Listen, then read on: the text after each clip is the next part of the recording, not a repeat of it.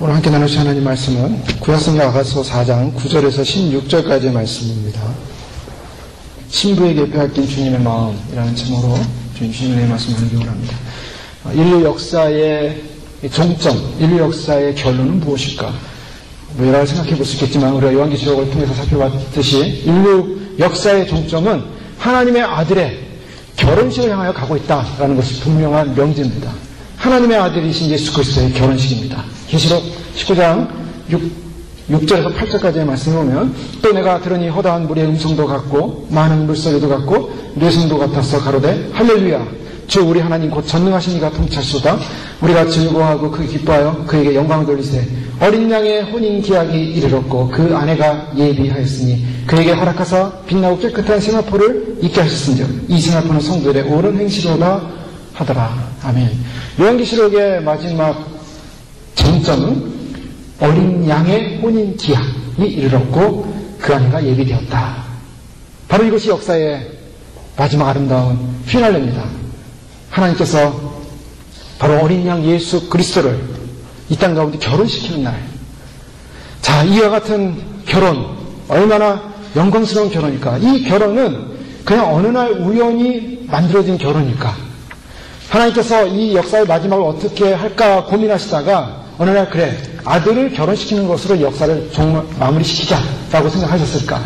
이렇게 질문해 볼 수가 있습니다. 그런데 우리는 우리의 역사의 시작은 어디서부터 시작했습니까? 창세기부터 시작하죠. 창세기에 보면 하나님께서 세상을, 천지를 창조하신 것부터 시작합니다. 그래서 천지를 창조하신 하나님, 얼마나 천지를 창조하시고 아름다웠는지 주님 보시기에 너무나 보기 심히 좋았더라 라고 말씀하고 있습니다. 주님은 창조하시면서 그 기쁨을 이기지 못하셨고 그 기뻐하셨습니다. 즐거워하셨습니다. 그래서 예수님께서 창세전에 누리던 그 기쁨, 창조를 통해 누리던 그 기쁨, 그 감격, 그것을 요한복음에도 말씀하고 있고 시편에도 그런 말씀을 하고 있습니다. 창조의 기쁨, 주님은 창조하시면 너무 기뻐하셨습니다. 그런데 이 창조의 기쁨을 겪으셨던 하나님께서 창조 가운데, 피조세계 가운데 가장 마지막으로 만든 창조물이 무엇입니까? 사람이었습니다. 사람을 맨 마지막에 만들었어요. 사람을 만드셨는데 그걸 가지고 빚으사 사람을 만드셨고 우리 형상을 따라, 우리 모양을 따라 만들자. 이 우리의 모양이 바로 하나님의 형상인 것입니다. 하나님의 형상을 입고 있어요. 인류의 모든 피조세계 가운데 하나님의 형상을 입고 있는 것은 바로 이 피조물 가운데 인간입니다. 사람입니다. 저희입니다. 바로 나하고 우리 사랑하는 성도님들 각자가 하나님의 형상입니다. 아름다운 하나님의 형상으로 주님께서 만드셨어요. 만드시고 난 다음에 주님께서 어떻게 하셨습니까? 지켜봤습니다. 지켜봤더니 한 가지, 그동안 모든 창조의 과정을 겪으면서 주님은 신이 보시기에 좋았다고 그러셨어요. 신이 보시기에 좋았더라. 그런데 아담을 만들고 나서 보니까, 아담을 놓고 보니까 아담이 활동하는 것을 보다가 혼자서 활동하는 것이 좋지 않으니 마음에 들지 않으셨어요. 마음이 불편하셨어요. 뭔가 빠졌다고 생각이 되셨어요. 그래서 그를 위하여 돕는 배필을 만들리라. 그래서 그의 갈비뼈에서 하와를 만드셨죠. 그래서 그 아담과 하와를 보고 하나님 보시기에 심히 좋았던 것입니다. 하나님께서 아담을 만들어 놓고 딱 역사를, 창조의 역사를 정리하시려고 했는데 아담의 모습을 보니까 뭔가 불완전한 거예요. 그래서 그 창조를 완성하기 위해서 하와를 만드셨다고 성경은 말씀하고 있어요. 자, 여기 굉장히 중요한 모티브가 있습니다. 무엇이냐면 바로 아담은 하나님의 형상으로 만들어진 인류 최초의 인간이었지만 바로 그것은 그 아담을 통해서 그와 아담과 함께할 배필을 주님께서 예비하게 한 하나의 모델로서 등장하고 있다는 것입니다. 그래서 아담을 통해서 우리는 무엇을 볼 수 있냐면 바로 예수 그리스도를 볼 수 있어요. 아담을 통해서 예수 그리스도를 볼 수 있다는 것은 뭐냐면 하나님께서 그의 독생자 아들을 창세기부터 시작된 역사의 마지막 요한계시록 19장에 와서 주님께서는 인류 역사를 마무리하면서 그의 어린 양 예수 그리스도의 결혼식이 예비되어 있다는 거예요. 그 결혼식에 누가 예비됐습니까? 신부가 예비됐다. 그 신부가 누굽니까? 바로 우리를 창조하시고 우리를 만드신 하나님께서 바로 우리를 만드셔서 그 만드신 피조세계 가운데 인간들로 하여금 하나님을 예비하고 경배하고 찬양하면서 그 하나님 앞에 귀한 믿음의 본질, 하나님부터 시작된 우리가 바로 그 하나님과 연합되는 사건, 하나님과 연합되는 사건, 필요세계 가운데 가장 대표적인 인간이 하나님과 연합되는 사건, 그것이 바로 아들과 그의 신부의 결혼. 그때 주님 보실 때 이 창조의 모든 세계가 완성된 것을 보시면서 정리하시면서 새하늘과 새 땅을 내시는 것입니다. 얼마나 위대한 섭리가 그 속에 담겨져 있을까 생각해 보게 됩니다. 아담의 옆구리를 여셔서 그 갈비뼈 하나를 빼셨죠. 그리고 하와를 그것을 만드셨습니다. 자, 이 모티브는 어떻게 보여졌습니까? 인류를 구원하는 사건, 그의 신부가 되는 사건 어디서부터 시작합니까? 인간은 타락으로 죄를 져서 결국 하나님께 도달할 수 없었고 하나님의 신부도 될 수 없고 하나님 나라로 들어갈 수도 없는 그런 존재였어요. 근데 그런 존재들을 향하여 주님께서 거룩한 신부의 반열로 신부로 불려주는 비결이 무엇이었습니까? 예수 그리스도의 십자가 사건이었습니다. 바로 그의 아들이 직접 십자가에 못 박혀 돌아가심으로 인류의 모든 죄를 대속하시는 사건 속에 마지막 예수님께서 우리를 위하여 쏟으신 것이 무엇이었습니까? 그의 보혈이 못에서부터 손에서부터 다리에서 쏟아져 나오실 때 머리에서부터 흘러내리실 때 마지막으로 주님께서 우리를 위하여 흘리신 피는 무엇이었습니까? 로마 군병이 예수님이 죽었나 안 죽었나 확인하기 위해서 창을 옆구리에 찔르는 그 순간에 거기서 피와 물이 쏟아져 내려오셨어요. 하와를 만들기 위해서 바로 아담의 옆구리에서 갈비를 뺐듯이 우리를 구원하시기 위해서 그의 옆은 피를 쏟으시면서 고통을 당하셨어요. 바로 그 옆구리를 통해서 우리에게 온전한 피의 속죄를 이으신 바로 예수 그리스도, 바로 그분을 통하여 그분을 믿고 그 피를 믿고 그 보혈을 믿고 씻음바 되고 정결케 된 믿음의 사람들은 바로 주의 신부로서 교회로서 부름을 받게 된 줄 믿습니다.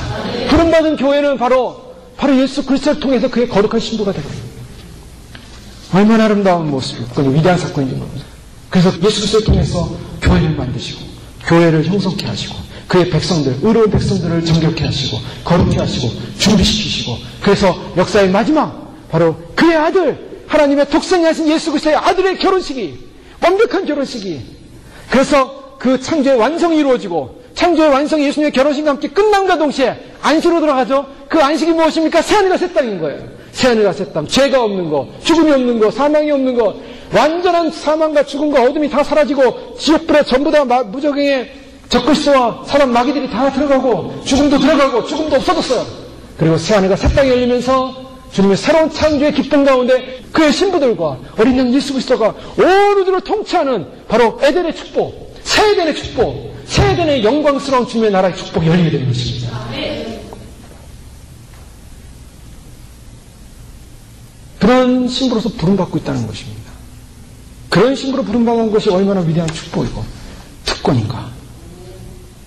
주님은 바로 그 신부를 바라보시면서 그래서 너무나 기쁘고 너무나 감동스럽고 너무나 사랑스럽고 그래서 너무나 기쁘고 너무나 감동스럽고 사랑스러워서 그의 모든 모습을 바라볼 때마다 기쁠 수밖에 없었어요.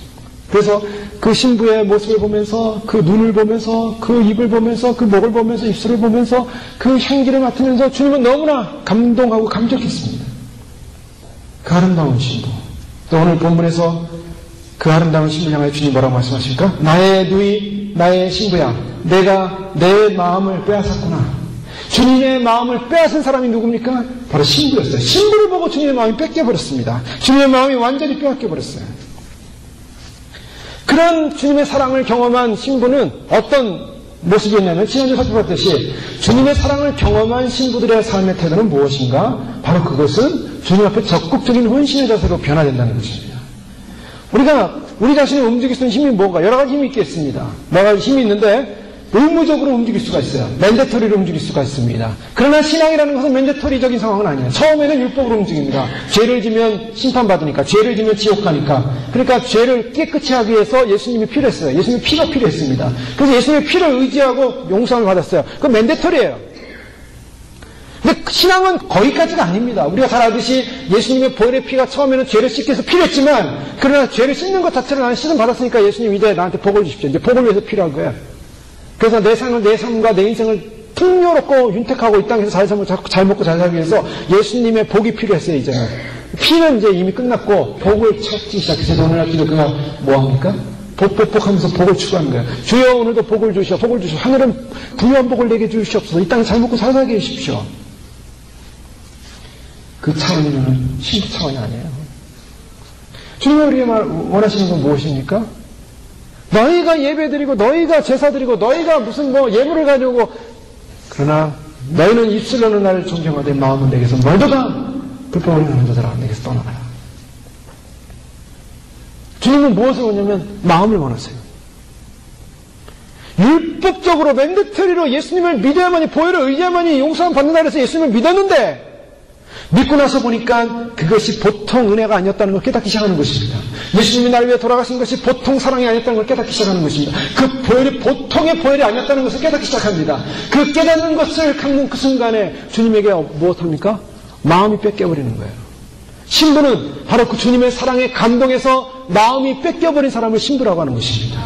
신부의 조건은 주님을 사랑해야 한다는 거예요. 마음이 뺏겨버린 거예요. 완전히 마음이 뺏겨버린 것입니다. 주님에게 완전히 뺏겨버린 사랑, 뺏겨버린 영혼, 그것이 신부입니다. 그렇기 때문에 처음에는 맨데터리로 주님을 산다는 것이 처음에는 좀 부담스러운 일도 있고 두려운 일도 있었습니다. 그러나 제자들의 모습, 제자들은요 배운 것도 별로 없었고 어부들이었고 좀 약간 무식하기도 하고 세상적으로 과격하기도 하고 해가지고 다혈질이기도 하고 여러 종류의 제자들이 많이 있었어요. 그러나 당시에 유명하다고 똑똑하다고 또 대단하다는 지식인들은 없었어요. 또 권세 있다는 사람도 없어요. 돈 많은 사람도 별로 없었어요. 그런데 제자들의 특징 가운데 한 가지 놀라운 특징은 뭡니까?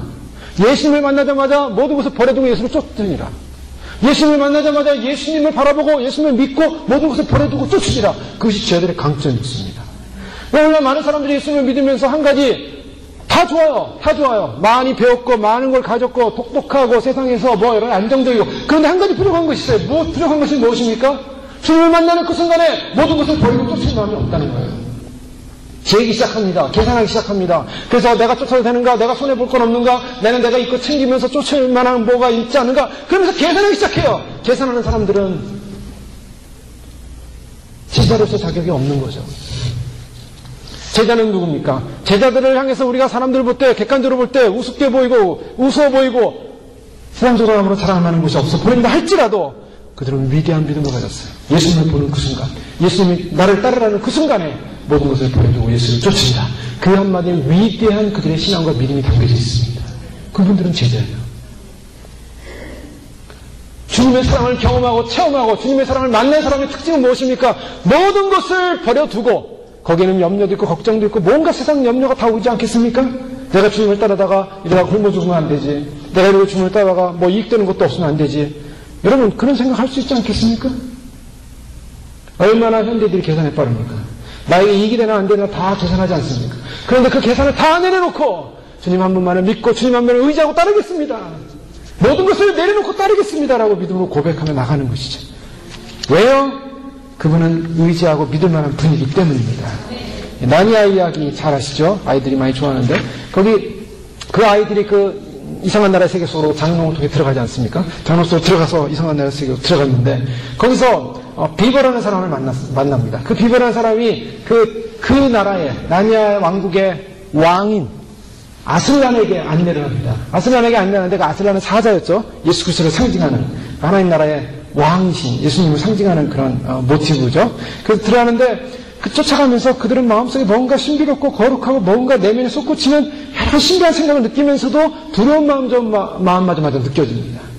그래서 그 비결을 쫓아가면서 하나이가 묻습니다.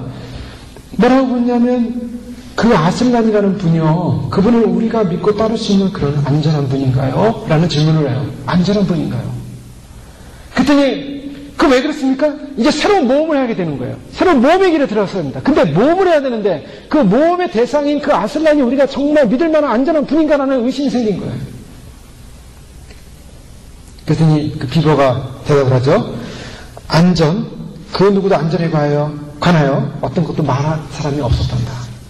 하지만 내가 말할 수 있는 것은 그분은 선하시며 그분은 왕이시라는 것이다. 선하시며 왕이시다. 그분의 안전에 대해서 안전하냐 안 안전하냐라고 말하지 않고 그분 안전한 분이라고 말하지 않고 그는 어떤 분이신가? 그는 선하시며 그는 왕이시다. 이건 끝난 거예요. 왜 끝났는가? 우리가 주님을 따르고 주님을 의지하고 믿고 나아가는데 그분을 믿으면 내가 손해볼까? 그분을 믿으면 내가 안전을 잃어버리진 않을까? 그분을 믿으면 내가 인생에 손해볼 여러 가지 계산할 수 있지 않겠습니까? 그런 모든 계산을 부시시키는 것이 무엇입니까? 그분은 우리의 창조주요, 나를 사랑하여 자기의 온몸을 던져서 피를 쏟아 자신의 목숨을 주면서까지 나를 사랑하신 분이요, 그분이 바로 이 우주의 창조주요, 왕이시요, 모든 것을 가지십니다. 거기에 뭐가 더 필요하겠습니까? 주님의 사랑을 경험하는 순간에 우리의 태도는 완전히 달라지는 겁니다. 신뢰할 수 있는 거예요. 주님을 신뢰할 수 있는 거예요. 그래서 신랑이 6절 그 위에 보면 날이 길고 그림자가 갈 때 내가 모략산과 유황의 작은 산으로 가리라. 모략산과 유황의 작은 산, 기도의 산이요 모략의 산은 바로 십자가의 산, 고통의 산, 고난의 산이라고 할 수 있습니다. 예수 그리스도를 믿음으로 말미암는 고난이 주어지는 산이에요. 그런 산으로 갈 때 나의 사랑 너는 순전히 어렵고선 아무 의미 없구나. 나와 같이 가자. 그럴 때 나의 신부야 너는 레바논에서부터 나와 함께 하고 레바논에서부터 나와 함께 가자. 아마나와 스닐과 헤르본 꼭대기에서 사자굴과 표분산에서 내려다 보아라. 네. 예수님과 함께 가자고 예수님이 초청하고 있는 거예요. 신부들에게는 주님이 초청하십니다. 나와 함께 가자. 가시겠습니까? 아멘입니다. 주님이 부르시는 거 하겠습니다. 주님이 함께 하시는 거 하겠습니다. 주님이 함께 하는 곳이 안전한 곳이에요. 여러분 세상 어디를 가도 어느 구석을 가도 안전한 곳이 없어요. 예수님과 함께 하는 그것이 안전한 곳이 되십니다. 예수님과 함께 하는 거예요.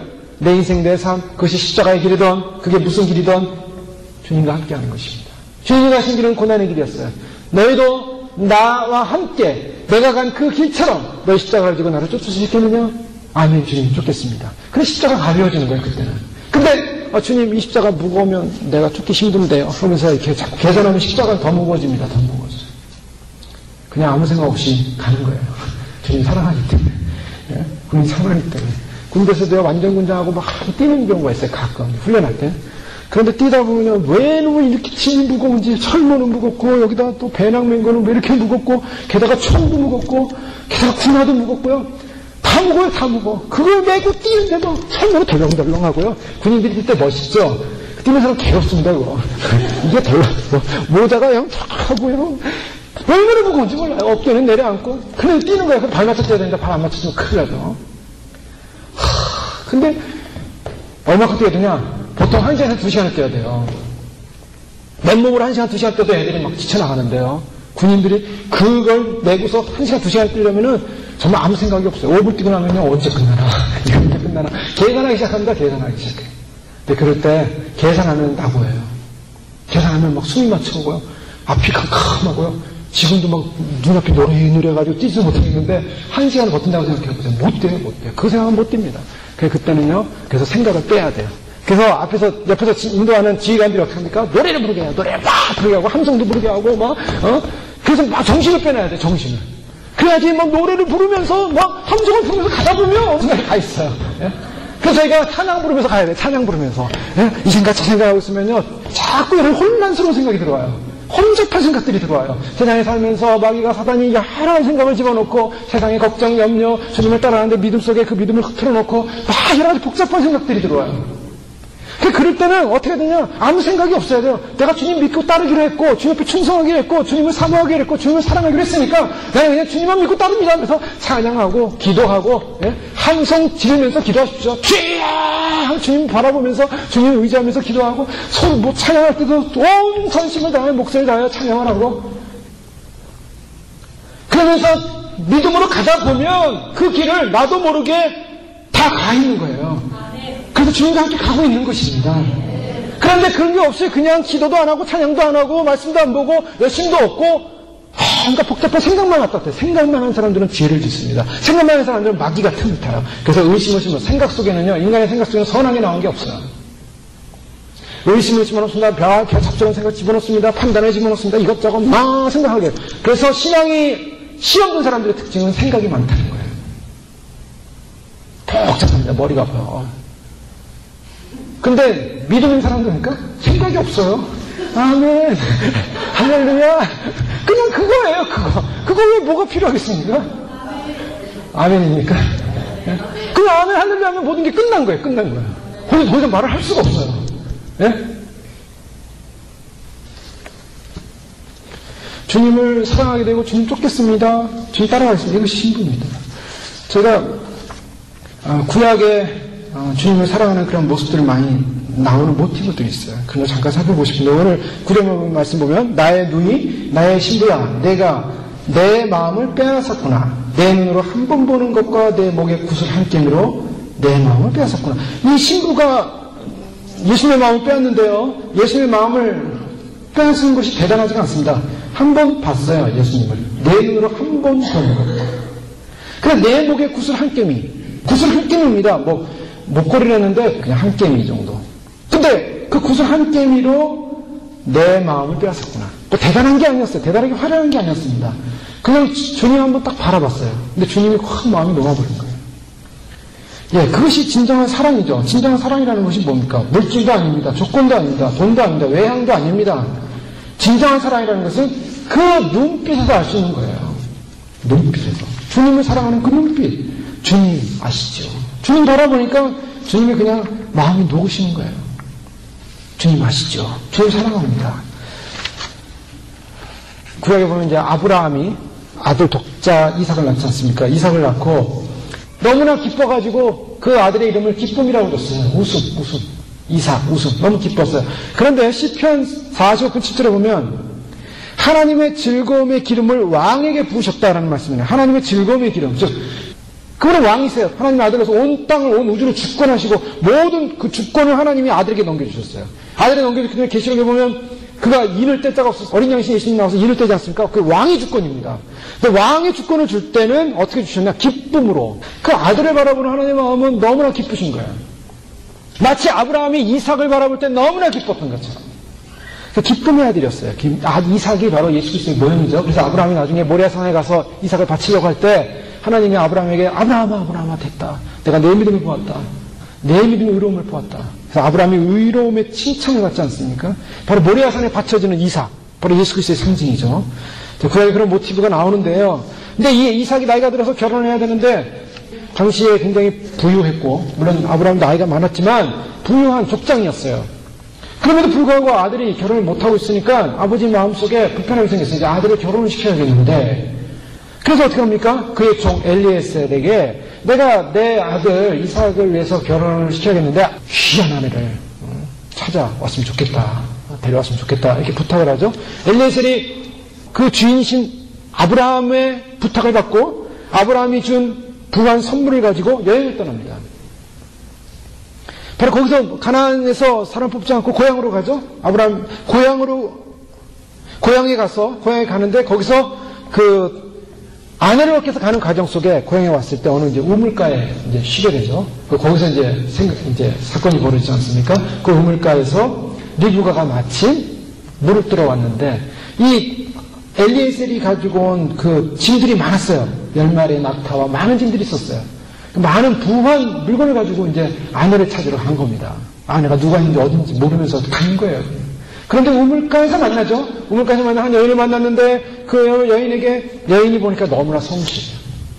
그리고 나그네에게 대접하는 그 마음 너무나 아름다워요.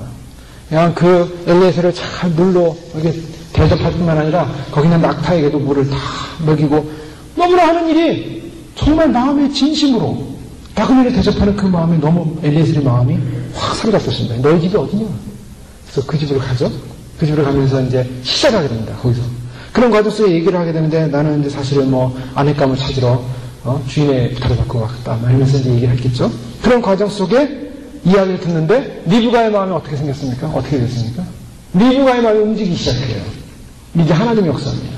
리브가의 마음이 세상에 한 번도 보지 못한 이삭이라는 한 결혼 안 한 청년의 뭐 40살 정도 됐으니까 뭐 청년이라고 보기는 좀 어렵겠죠. 어쨌든 간에 그 결혼하는 한 남자분의 아내를 찾으러 온 그 나이 드신 종의 이야기를 듣다가 그 리브가의 마음이 움직입니다.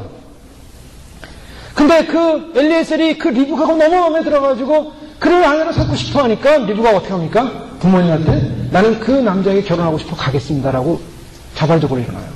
그리고 가족부터 환영을 받고 그리고 그 이삭을 만나러 떠납니다. 가족을 떠납니다. 자, 여기 굉장히 중요한 내용들이 이제 숨겨져 있다고 볼 수가 있어요.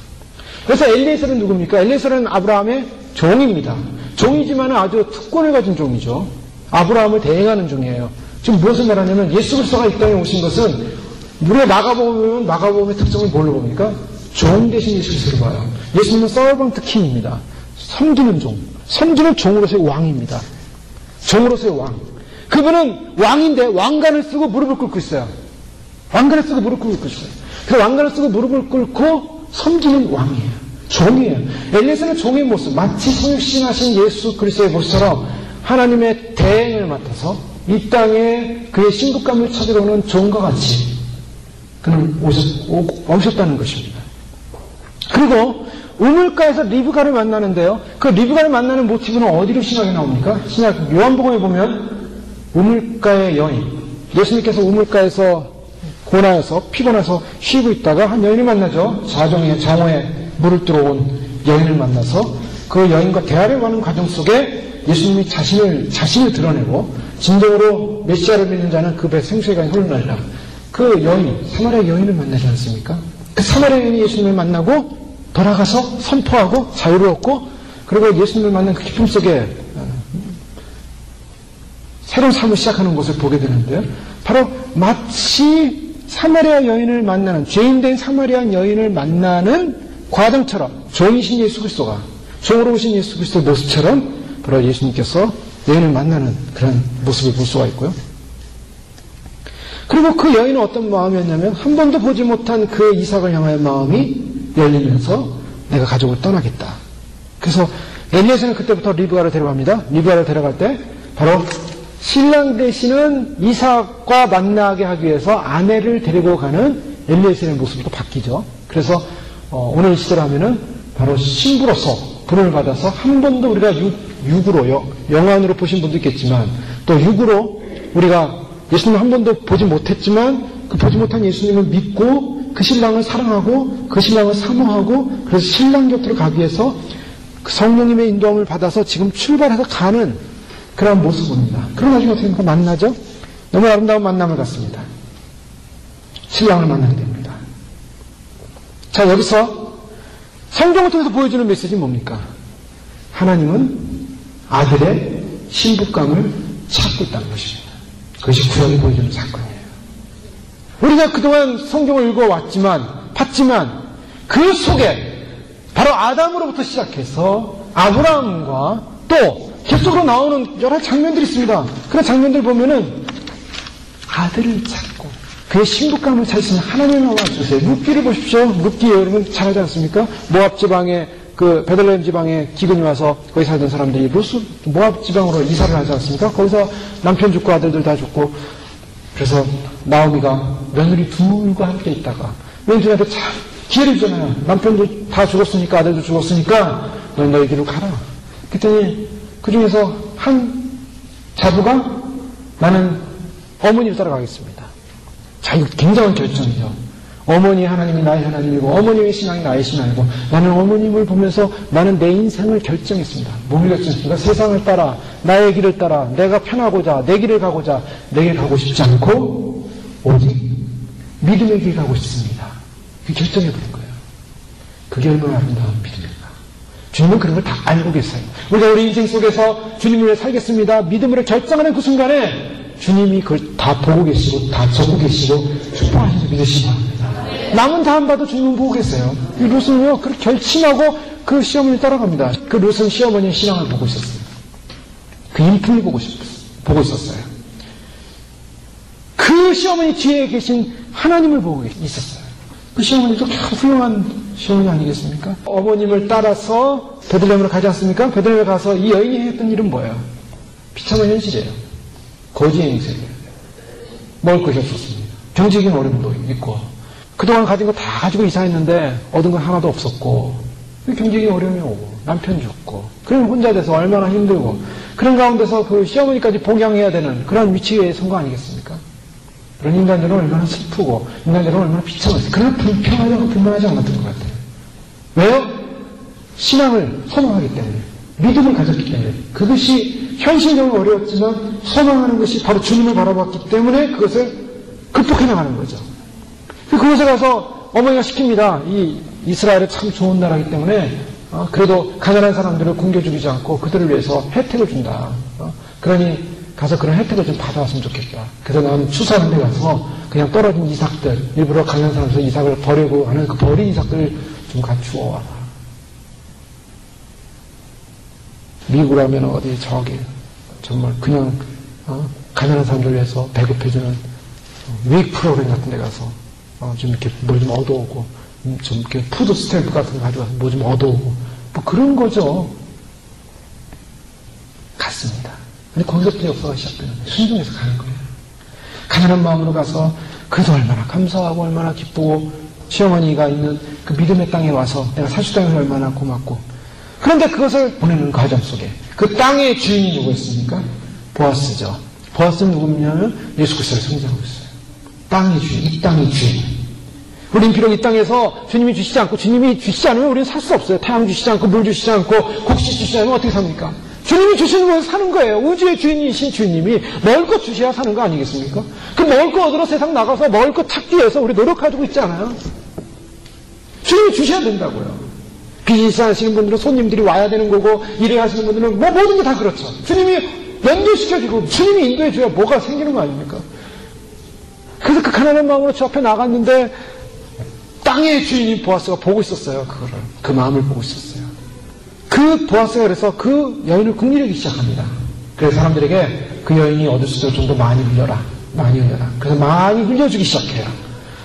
그러는 가운데 하나님의 사랑이 이제 보여주고 있는 거예요. 보아스는 아버지의 사랑을 보여주고 있는 거예요. 아버지가 그 아버지 그 신앙을 가지고 믿음으로 살고자 하는 사람들을 어떻게 합니까? 보고 계시다가 좀 더 주기 시작해요. 그게 복이에요. 우리가 말하는 세상 말로. 하나님 주시옵소서 하면 주시는 복이에요. 이거 좀 더 받는 거야, 남들보다. 그런데 거기서 끝나는 게 아니에요. 그 좀 더 받았다 해서 만족하는 게 아니에요. 아버지의 마음은 그 자녀에게 물질을 조금 하나 더 얹어줌으로 만족시키는 관계로 하고 싶지 않은 거예요. 아버지의 마음은 그를 구원해주고 그를 살려주지만 그 마음 이후에는 뭐가 있습니까? 점점 무슨 마음이 싹 트요? 그 대상을 향하여 구조를 받아야 될 대상이 아니라 구원을 받아야 될 대상이 아니라 사랑해야 될 대상으로 삼는 거예요. 그 사랑해야 될 대상은 그냥 사랑해야 될 대상이 아니라 하나님 나라에 바로 그 보아스의 가정에 기업을 이을 자였어요. 나중에 알고 보니까 친족이었어요. 연관되어 있더라고요. 나옴이랑. 그러니까 친족이어서 그 가문에 들어갈 수 있는 그 가족의 상에 들어갈 수 있는 그러한 가문으로 만들기 원하시는 거예요. 주님이 우리를 구원하실 때 단지 그냥 천국 밖에 변두리에서 그냥 살아가는 존재로 만들기 원하시는 게 아니라 주님이 우리를 부르실 때는 우리를 주님의 영광스러운 왕족의 자리로 새 예루살렘 성 안에 들어가서 예수님과 함께하는 왕족의 왕 같은 제사장의 자리를 우리를 그런 반열로 세워주길 원하시는 거예요. 그래서 부르시는 겁니다. 그래서 보고 계신 거예요. 그래서 이 보아스가 그 마음을 담고서 여러 가지 이 여인을 바라보는데 이제 루시 여러 가지 테스트를 통과하죠. 뭐 이제 남자들이 있는데 가서도 남자들에게 이렇게 관심도 없고 오직 그 주인에게만 마음을 두고 있으니까 주인이 너무 마음이 좋았어요. 그래서 결국에는 그 기업을 잇겠다라고 마음을 결심을 하죠. 그런 가운데서 이제 결국 루시 보아스의 아내가 되는 사건이 일어납니다. 이게 바로 이제 하나님께서 아들의 아내를 찾으시는 그 과정의 모습을 보여주고 있어요. 호세아서 마찬가지입니다. 호세아서도 호세아 선지자를 통해서 고멜을 얻게 하고 그냥 온갖 죄를 졌지만 주님께서 철저하고 아주 의도적인 실패 상황 속에서 다 드러내가지고 그럼에도 불구하고 내가 사랑하겠노라. 이스라엘의 범죄 가운데, 이스라엘 죄악 가운데, 이스라엘 타락 가운데서도 내가 너희를 사랑하겠노라. 아주 최저 밑바닥까지 간 아내를 사랑하겠노라. 그것이 하나님의 결정적이고 열정적인 헌신의 사랑입니다. 파멜로부터 자녀를 찾으시는 뿐만 아니라 그 파멜로부터 자녀를 찾으셔서 그의 신부를 삼기 원하시는 거예요. 그것이 호세아의 사랑이에요. 하나님의 사랑. 그것이 신약에 어디서 드러났습니까? 가늠 중에 잡힌 여인 중에 나타나는 거예요. 가늠 중에 현장에 잡힌 여인이 왔습니다. 사람들이 이 여인을 죽여야 됩니다. 돌로 죽여야 됩니다. 하고서 막 다들 들고 일어날 때 예수님께서 그 사람들을 향해서 죄 없는 자가 돌로 먼저 쳐라. 이 한마디에 전부 다 든 돌은 다들 도망가기 시작했어요. 예수님이 심장 폐부를 뜯는 그 눈빛을 가지고 그들을 바라보면서 죄 없는 자가 먼저 돌로 쳐라. 너희가 정죄하는 이 여인보다 너희는 더 큰 죄를 진 자들이라. 그냥 죄를 갖다 그 앞에서 꽉 보여주시는 것 같아요. 환상으로. 다 도망가는 거예요. 자기가 거기서 돌 맞아 죽기 싫으니까 다 도망가는 거예요. 거기서 다 죽었어야 돼요. 예수님에 의해서. 한순간에 천사에 쳐가지고 그 자리에서 다 죽었어야 되는 거예요. 다 도망갔습니다. 그때 여인을 향해 예수님 뭐라고 하십니까? 널 정죄한 자들이 어디 있느냐? 없습니다. 다 없습니다. 나도 너를 정죄하지 않으면 다시는 가서 죄를 짓지 말고 뭐라고 하십니까? 거기서 끝내는 것이 아니라 그분을 열정적으로 사랑해라. 주님을 사랑하고 주님 편으로 주님께로 돌아 죄의 종이었던 인생이 주님 앞에 돌아와서 죄 씻은 것으로만 끝나는 것이 아니라 주님을 사랑하는 것이죠. 그래서 이사야 62장에 보면 1절에서 5절에 보면 나는 시온의 의가 빛같이 예루살렘의 구원이 햇불같이 나타나도록 시온을 위하여 잠잠하지 아니하며 예루살렘을 위하여 쉬지 아니할 것인지 이방 나라들이 내 공의를 및 왕이 다 내 영광을 볼 것이요 너는 여호와의 입으로 정하실 새 이름으로 일컬음이 될 것이며 너는 또 여호와의 손에 아름다운 관 내 하나님의 손에 왕관이 될 것이라.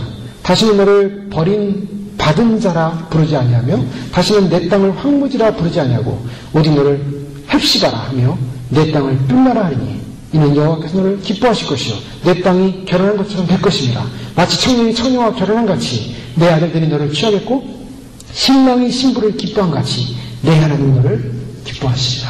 아멘. 주님께서 이스라엘과 주님과의 관계를 어떻게 늘 표현하시냐면 가장 최종적인 표현의 모습은 뭐냐면 사랑관계예요. 결혼관계입니다. 신랑이 신부를 기뻐한 같이 내 하나님 너를 기뻐하시리라. 그런데 내게 새 이름을 주겠다. 새 이름이 뭡니까? 헵시바라, 뼈려라. 이것이 신부들의 새 이름인 줄 믿으시기 바랍니다. 이 이름은 신부들의 이름이에요. 따라합시다. 헵시바, 뼈려라. 주님 제가 헵시바가 되기 원합니다. 주님의 사랑이 기뻐함 받은 자가 되기 원합니다. 주님의 기쁨 되기 원합니다. 바로 그 찬양이 내가 주님의 신부 되기 원합니다. 주님께서 내 신부야, 내 누이 내 신부야 이렇게 표현하실 때는 이 모든 구속사적인 역사적인 주님이 신부를 찾고자 하는 그 마음을 담고 이 땅에 오셔서 바로 그 신부들을 찾으셔서 결국 부르시는 사랑의 언어를 믿으시오. 내 누이 내 신부야. 물론 이 누이라는 표현 속에는 신부가 갑자기 왜 누이가 되는가? 예수님께서 이 땅에 오셨을 때 가족 개념으로 오시죠. 그래서 나를 믿고 하나님 말을 믿고 하나님을 의지하고 하나님 말씀대로 그 뜻대로 순종하는 자가 내 형제예요, 내 자매예요, 내 어머니라 그랬어요. 내 어머니. 예수님의 어머니가 누군가? 마리아가 아니라 바로 하나님의 뜻대로 하는 자가 내 어머니라 그랬어요. 그 교회입니다. 교회. 하나님 뜻대로 행하는. 그래서 솔로몬이 그 어머니가 쓰신 관을 쓰고 오잖아요. 기쁨의 관. 바로 그 어머니가 뭔가 주님의 뜻을 행하는 그 수많은 신부들의 백성들의 그 연합체가 기뻐하는 왕으로 세우신 바로 그 영광스러운 관에서 나타나는 거예요. 주님께서는 이러한 신부를 바라보시면서 너무나 기뻐하고 마음을 뺏겼다라고 말씀하시며 사랑을 고백합니다. 10절에 보면 나의 누이 나의 신부야 내 사랑이 어찌 그리 아름다운지 내 사랑은 포도주에 진하고 내 기름의 향기는 가장 향품보다 승하구나.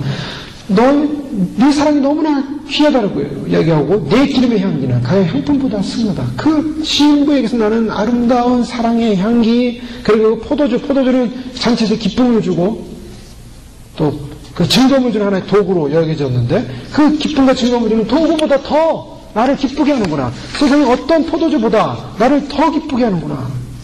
주님 세상의 물질과는 세상의 그런 향기와는 비교할 수 없는 신부로부터 오는 향기와 기쁨 속에 주님 기뻐하십니다. 그리고 내 신부야 내 입술에서는 꿀방울이 떨어지고 내 혀 밑에서는 꿀과 젖이 있고 내 의복의 향기는 레바논의 향이 같구나. 이 신부들의 입에서 나오는 말 보면 참 아름답고 귀하고 꿀방울이 떨어진 것 같은 그런 기쁨을 누린다고 그리고 생명을 누린다고 주님 말씀하고 있는데요. 우리가 이 아가서를 통해서 좀 느껴지고 있는 것은 예수님께서 처음부터 그 신부들을 향하여 어디에 관심을 갖습니까? 입술에 관심을 많이 가져요. 입에 관심을 많이 가져요. 자, 입술과 입 굉장히 중요한데요. 그 신부들에게만 관심 갖는 게 아니라 세상을 향해서 주님 말씀하실 때 말씀하시는 게 입에 관한 이야기 많이 하셨어요. 입에서 나오는 것, 입으로 들어가는 것은 나쁜 것이 아니고 선한 것인데 입으로 나오는 것이 나쁘다. 입에서 나오는 것이 온갖 온갖 악하고 더럽고 죄악의 입으로 나온다. 그러니 조심하라. 야고보서나 다른 성경에 보면 입을 조심하라지. 입 연관되어 있어요. 오늘날 마지막 때 주님 오시고 준비하는 백성들에게 내려오는 메시지 가운데 한 가지가 너희가 입을 조심하라고 계속 말하고 있어요. 그게 다 뭉무트린데요. 다 망가뜨린데요. 저도 그 메시지를 받으면서 주님이 지금 굉장히 귀하게 여기는 것이 뭔가 이 말이요 입입니다. 예, 입이요 말이에요. 그 주님이 보실 때 그 언어를 보는 거예요. 언어. 성화된 분들의 언어는 다르죠. 우리가 신앙생활 하면서 성도님들을 볼 때, 저분의 언어를 들으면 마음이 위로가 되고 힘이 되고 용기가 생기고, 그리고 믿음이 막 생겨요. 그 언어가 변화된 분이 있어요. 근데 언어가 거친 사람도 있어요. 언어가 성화되지 않은 사람이 있어요. 언어가 중성되지 않은, 거듭나지 않은 분들이 있어요. 그 언어가 거듭나지 않은 사람들은 꼭 문제를 일으키고, 그 언어 때문에, 말 때문에 꼭 사고가 일어나죠. 자기 자신에게 사고가 일어납니다. 1차적으로. 그리고 더 나가서 문제가 생겨요. 그런데 거듭남으로 경험되어지고 바뀐 사람일 수가 없겠습니다. 그 언어에 풍성함이 있어요. 사랑이 있어요. 그리고 거기는 꿀과 같은 그런 모습을 이제 보는 거죠. 신부의 모습 가운데 바로 그 부분입니다. 그래서 저희가 계속 기도해 가면서 하나님 앞에 정말 거룩하고 정결하고 흠이 없이 가기 위한 단계 중에 하나가 바로 이 언어의 성화. 언어의 성화를 우리가 생각해 볼 수 있어야 됩니다. 왜냐? 주님은 계속 그걸 다루고 있어요.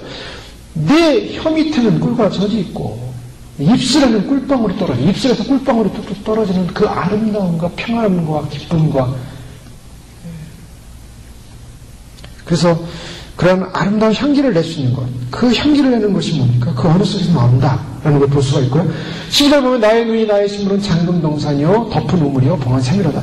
오늘 말씀 보면서 특히 신부를 뭐라고 말하고 있냐면 잠금 동산이다 라고 주님이 표현하고 있습니다. 잠금 동산이 뭘까? 잠금 동산이 뭘까? 이 잠금 동산은 신부와 신랑 되는 예수님과의 비밀의 화원입니다. 비밀의 장소예요. 자, 신부들은 어떤 사람들이냐면 신부들은 주님과 깊은 비밀의 장소가 있는 사람들이에요. 그것이 다 있어야 됩니다. 다 있어야 돼요. 이건 원수에게 빼앗길 수 없는 동산이에요. 작은 여우도 포도원을 망칠 수 없는 철저히 잠겨진 동산. 이거는 잠겨진 동산이라는 거, 열린 동산이 아닙니다. 히스기야 왕이 병을 고침받고 나중에 사람들이 왔을 때 이 유다 나라의 그 부유함을 좀 보여주고 싶었어요. 그래서 막 다 열어줍니다. 다 열어줘 보여줘요. 이야, 우리 하나님께서 이렇게 축복을 주셨다. 여기도 축복, 저기 축복 다 보여줬죠. 그 보여준 것 때문에 어떻게 됩니까? 죄를 범하면 돼요. 자, 하나님 앞에 귀한 거, 하나님 앞에 소중한 거, 하나님 앞에 비밀스러운 잠겨진 동산, 즉 하나님만을 위한 비밀 장소가 필요해요. 바로 그것이 우리의 영혼 가운데 주님과의 만나는 장소입니다. 누구도 침범할 수 없는 영적인 장소입니다. 친밀감의 장소입니다. 임재, 주님의 임재가 임하는 장소입니다. 그것이 바로 우리 지성소예요. 주님과의 그 어떤 누구에도 개방되지 않은 주님과의 만남의 장소, 예배하는 곳입니다. 그것이 찬양 있는 곳입니다. 주님 안에서 용서가 있었던 곳입니다. 죄가 씻어진 장소입니다. 결코 개방되어서는 안 되는 다른 이에게 보일 수 없는 주님과의 약속의 장소, 만남의 장소. 이거는 누구에게도 보여줘서는 안 되는 주님에게만 보여줘요. 주님에게는 나의 심장을 보여주듯이, 내 영혼을 보여주듯이, 나의 모든 것을 보여주시고 주님과의 그 은밀한 장소를 말하고 있죠. 바로 그 은밀한 장소에서 하나님의 생명수가 쏟아지고 흘러나오기 시작합니다. 주님의 쉼이, 주님의 기쁨이, 주님의 평강이 흘러나오는 장소입니다. 그곳에서만이 주님 앞에서 경배와 찬양이 흘러나옵니다. 사랑이 흘러나옵니다. 비밀의 방입니다. 비밀의 방. 누구도 알지 못하는 능력과 기적이 나옵니다. 주님과 그 비밀을 함께하는 곳이 그것이 잠근동산입니다. 아마도 외산한 성도님들, 지상들 가운데는 그런 잠근동산을 다 가지고 있을 것이라고 저는 믿습니다. 남들이 보지 않는 곳에서 주님을 찬양하고 예배하고 주님을 경배하고 주님 앞에서만 나의 사랑을 드리고 고백하는 장소, 그게 있어야 됩니다. 그럼 나와 주님과의 관계, 그래서 주님 앞에 나의 사랑을 고백하며 드릴 수 있고 주님의 그 사랑을 경험하고 주님과의 그 깊은 은밀한 믿음의 관계 속에서 계속 깊어져가는 그 아름다운 주님과의 공간, 그것을 주님께서 기경하라고 말씀하시고, 그것에 심겨놓은 그 사랑의 그 씨앗들 안에서 꽃들이 일어나고 화원이 화사하게 펴지고 향기가 일어나고 주님과의 그런 만남을 통해서 회개와 용서와 치유와 장근동산을 만드셔야 돼요. 아직 그것이 없는 분들은 빨리 만드셔야 됩니다. 나와 주님과의 장근동산. 그 동산에 무엇을 심어놨습니까? 무슨 씨앗을 심었습니까? 무슨 사랑의 씨앗을 심었습니까? 무슨 찬양의 씨앗을 심었습니까? 무슨 믿음의 씨앗을 심었습니까? 그 믿음의 씨앗은 어떻게 자라고 있습니까? 많이 자랐습니까? 열매를 맺히고 있습니까? 주님 앞에서 그 아름다운 씨앗들이 아름답게 과실을 맺히면서 꽃이 피면서 향기를 발하고 있습니까? 그 장근 동산에서 주님이 보실 때 너무나 아름답고 너무나 예쁘고 너무나 깨끗하고 너무나 잘 관리해놨구나. 주님 칭찬받으시겠습니다. 아니면 지저분하고 아주 그냥 이건 완전히 동산이냐 아니면 뭐냐. 뭐 가드닝 같은 거 좋아하는 분들 보면요, 참 정성 있게 가드닝해요. 보면 저희 집 사는데 주변에 어떤 하느님 분이 사는데 그분은 스시 일을 하시는 분이지만 뭘 꿈을 갖고 있냐면 조경 사업의 꿈을 갖고 있는 분이에요. 그러니까 무슨 좋은 씨앗이나 나무나 뭐가 있으면 다 갖다가 집에다 그걸 키우는데요. 심지어는 자기 가족들보다 그걸 더 사랑한대요. 그래서 아이들도 부인도 안 보지만 거기는 온갖 애정을 다 쓰는 거예요. 거기는. 그래서 날마다 물을 주고 날마다 다듬고 한번 가끔 방문해보면 어디 갔냐 뒤에서 그거 하고 있어요. 다듬고 있어요. 그래서 근데 그 다듬은 만큼 보니까 전문가 수준이에요. 너무나 잘해놨어요. 부인이 일본 분이신데 일본 여자신데 일본 사람들이 아기자기 잘하지 않습니까? 근데 오히려 그 부인은 관심도 없어요. 근데 그분은 한국 남자분이 그걸 그렇게 그래가지고 그렇게 예쁘게 하고 뭐 모종에 뭐 꽃 무슨 씨를 받아다가 뭘 한다 그러고 막 그렇게 애정을 가져요. 막 얼마나 애정을 그게 느껴져. 이렇게 보면 느껴져요. 애정이. 그걸 보면서 조경 좋아하는 것도 병이겠구나. 잡초가 없어요. 잡초가 얼마나 깨끗해지는지.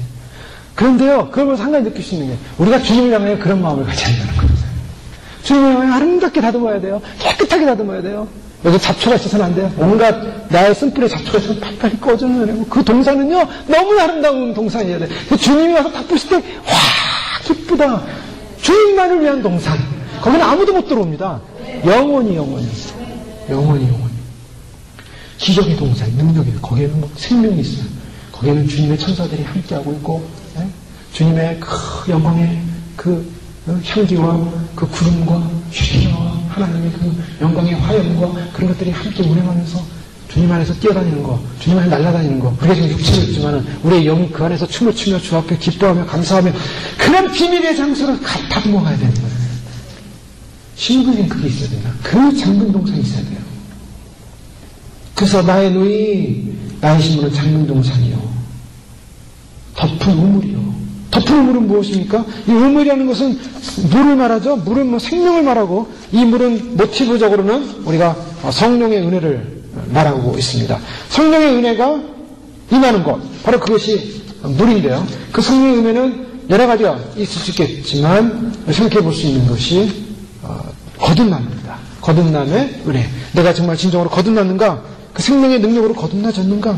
그래서 그 거듭남으로 나는 중생한 마음을 갖고 있는가? 그 성령의 은혜로 거듭난 그 덮여진 것. 거기는 다른 더러운 이물질이 들어서는 안 되는 곳입니다. 그래서 고대 우물들은 덮어지지 않은 우물은 더러운 우물이라고 했어요. 그것은 내가 중생한 거듭남의 기쁨의 그 성령의 은혜들을 결코 더러운 다른 것으로 오염돼서는 안 되는 거예요.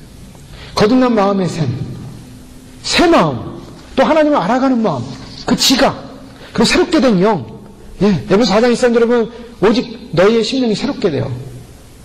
또 하나님의 강력히 부어지는 샘, 사랑. 신명기 3장 1절은 내 하나님 여호와께서 내 마음과 내 자손의 마음에 할례를 베푸사 너로 마음을 다하여 뜻을 다하여 내 하나님 여호와를 사랑하게 하사. 하나님을 사랑하고자 하는 그 샘, 우물. 그 다음에 중생을 통하여 사랑할 뿐만 아니라 성화되는 과정, 거룩한 것이어야 돼요. 그것은 거룩한. 그 데살로니가전서 5장 23절에 평강의 하나님이 친히 너희를 온전히 거룩하게 하시고 너희의 온 영과 혼과 몸이 우리 주 예수 그리스도께서 강림하실 때 흠없게 보존되기를 원하노라.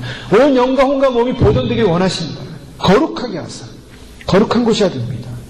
하나님은 모든 거룩함의 영원한 삶의 기초가 되시는데 바로 그 봉해진 우물 안에는 바로 우리의 거듭남의 우리의 또한 새로워짐에 또 하나님을 알아가고 배워가는 지각의 깨달음에 또 새롭게 된 심령에 사랑이 부어진 또 거룩해진 성화의 그런 마음으로 자라가는 거룩의 샘, 정결의 샘, 그리고 지각의 샘, 더 나아가서 결단의 샘입니다. 주님 앞에서 내가 주님을 기다리면서 주 앞에 깨어있기를 소망하는 마음 결코 흔들리지 않겠습니다. 결코 포기하지 않겠습니다. 결단의 샘, 바로 그런 잠겨진 동산과 그 동산 안에 나의 가장 핵심의 거듭남의 그 중생의 새롭게 됨의 거룩함의 성화됨의 결단의 그 의무를 봉한 샘, 이것을 가지고 있는 신부들, 주님 보실 때 내 이름이 나의 신부야, 내가 내 마음을 빼앗았구나. 그렇게 주님께서 우리를 보실 때 내 마음을 빼앗은 존재라고, 내 마음을 빼앗은 신부라고, 바로 아담 이후로 주님이 자꾸 찾았던 신부였다고. 그 아들을 결혼시키기 위해서 그 자꾸 찾아서 인류 역사 가운데 찾았어요. 인류 역사 가운데 찾으셔서 그 수많은 모래와 같은 인류 가운데 보석을 찾아내시는 그 하나님처럼 우리를 찾으셔서 마지막 때 신부 삼아주시고 신부로 불러주시고 준비시켜주시고, 그 신부들은 주님께 사랑을 고백하기 위해서 잠근 동산을 만든 그곳에서 주님과 함께 예배하고 주님과 동행하면서 그 비밀을 간직한 채, 그 봉한 우물 속에 귀한 믿음의 성령의 우물을, 샘물을 간직한 채 주 앞에 드리면서 주님 오시는 그날까지 믿음으로 주님 맞이하기 위해서 향기를 내뿜을 수 있는 그런 축복. 그리고 다음 시간에 하겠는데요. 이 강을 기도할 때 하나님, 내 안에 잠근 동산은 어떻게 해요? 내가 관리하는지, 내 안에 그 잠근 동산이 정말 아름답게 주님 앞에 드려지거나 주님 보시기에 합당하고 주님이 내가 너를 자꾸 찾아오노라고, 내 마음을 빼앗으노라고,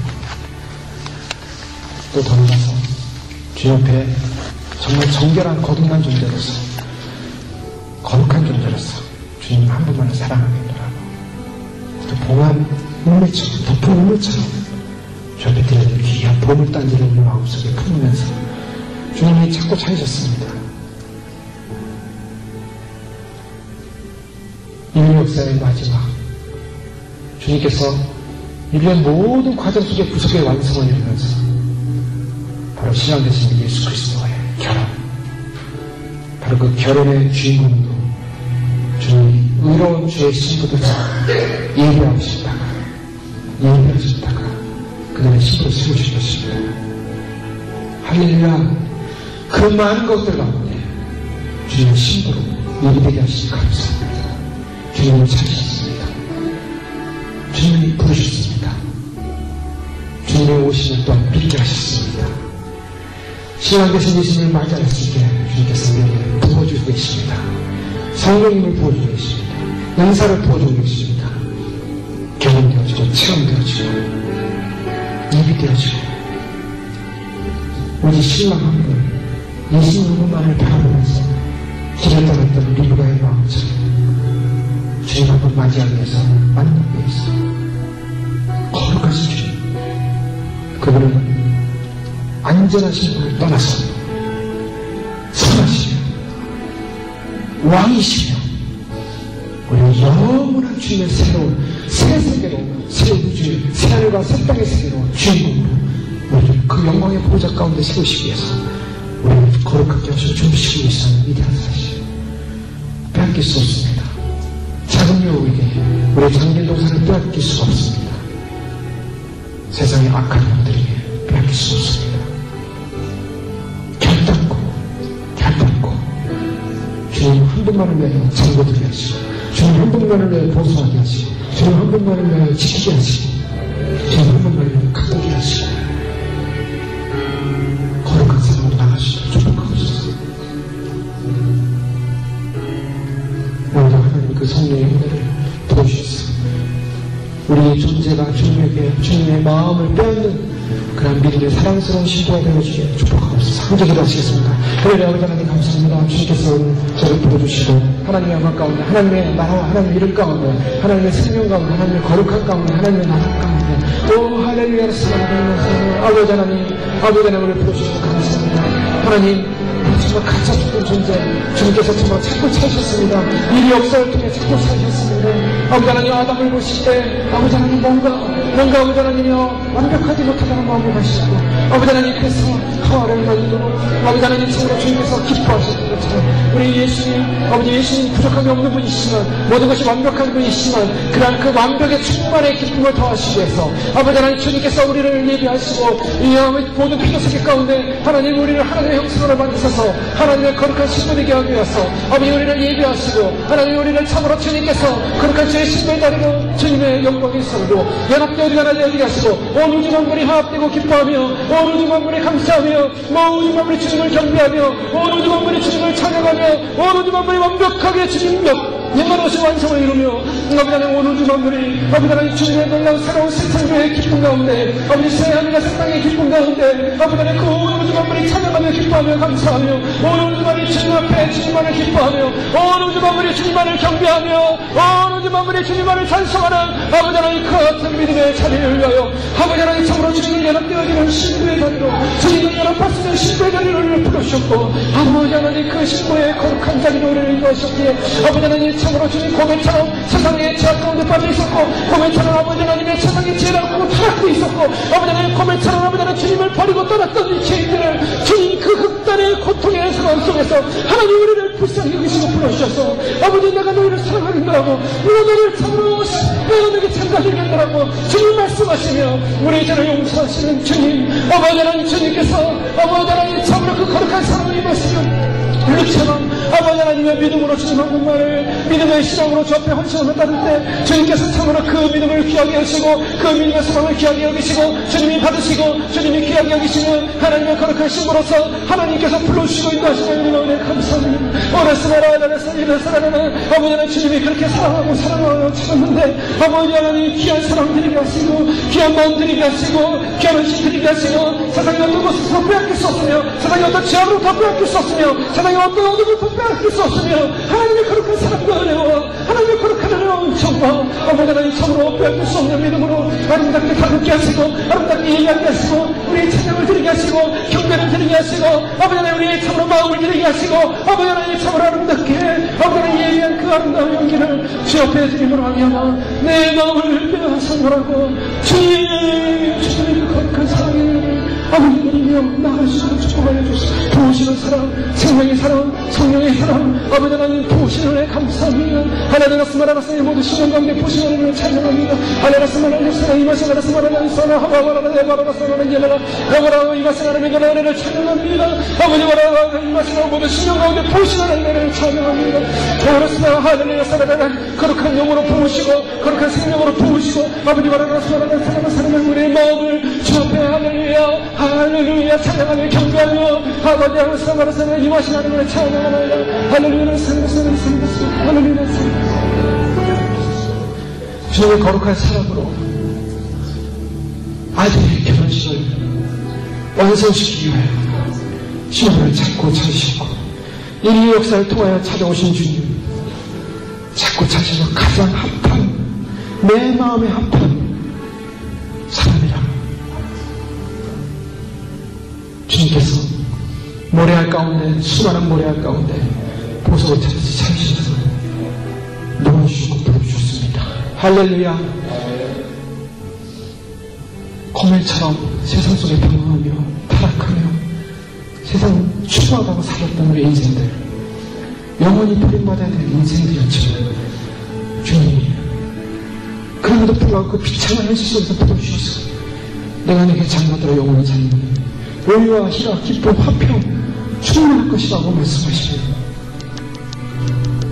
열정적인, 결정적인 주님의 의지적인 사랑으로 우리를 찾아오셨습니다.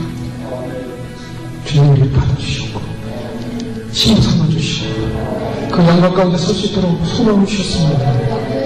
오 주님 모처럼 세상 것 다 잃어버렸다 할지라도 주님 아무를 의지할 수 있는 세상의 의지도 없다 할지라도 주님 한 분만 하나님만이 나의 하나님 주님만이 나의 주님이라고 고백하며 주님 한 분을 위하여 믿음으로 결정하며 현실의 상황과 현실의 조건에 상관없이 주님 바라볼 때 주님을 기억하시고 찾아오시고 결혼하시겠다고 신부 삼아주시겠다고 그 사랑 가운데 머물라고 말씀하시니 감사합니다.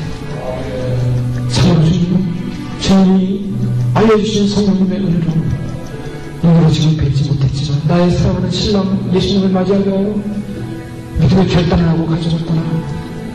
참으로 주님 신랑 되신 예수님을 향하여 걸어가는 리브가 영광이지. 아버지는 우리의 마음 가운데 우리 심령 가운데 하나님을 향한 그 거룩한 사랑과 하나님을 향한 거룩한 마음으로 달려가게 해주시고 주님 만나게 하시고 주님 경험되어지게 하시고 주님이 바로 그런 마음으로 저 앞에 달려오는 신부를 향하여 내 노인 내 신부야 내 마음이 빼앗겼다라고 말씀하시고 주님 우리는 주님을 향하여 주님에게 사랑했던 그 사랑의 장군 동생을 예배하고 누구한테도 빼앗길 수 없는 비밀의 장소요 용서의 장소요 주님의 사랑의 확인의 장소요 예배의 장소요 경배의 장소요 하나님을 고백하는 아름다운 동산을 가꾸고 예배하다가 주님 앞에 드릴 수 있는 주님과 연합되어진 아름다운 동산을 예배하게 하시옵소서. 하나님 우리가 놓치지 않게 하여 주시옵소서. 예배하는 것을 빼앗기지 않게 하여 주시옵소서. 할렐루야 할렐루야. 이제도 되신 주님 세상의 어떠한 환경 속에서라도 이 사랑을 빼앗을 수 없게 이 사랑을 빼앗길 수 없게 주님께 달려나갑니다. 축복하소서. 성령의 은혜를 부어주셔서 감사합니다. 귀한 은혜 빼앗기지 않게 하여 주옵소서.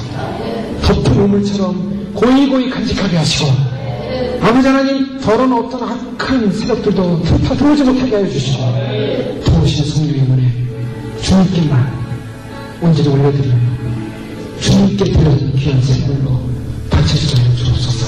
할렐루야. 우리의 삶을 축복하시고 인도하시니 감사합니다.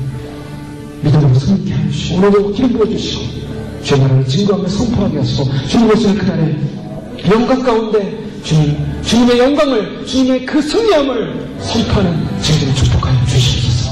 할렐루야. 다시 오셔 주님을 찬양하며 그날의 영광스러운 신부로 주 앞에 온전히 드림받아 주님 그 신부의 성전에서 마음껏 향기를 바라며 마음껏 찬양하며 마음껏 주님에게 사랑을 고백하며 마음껏 주님 앞에 우리의 사랑의 춤을 드리며 하나님 앞에 영광을 돌리는 귀한 저희들로 축복하여 주시옵소서. 주님께서 인도하신 줄 믿고 감사합니다. 예수님의 이름으로 기도 올려옵니다. 아멘.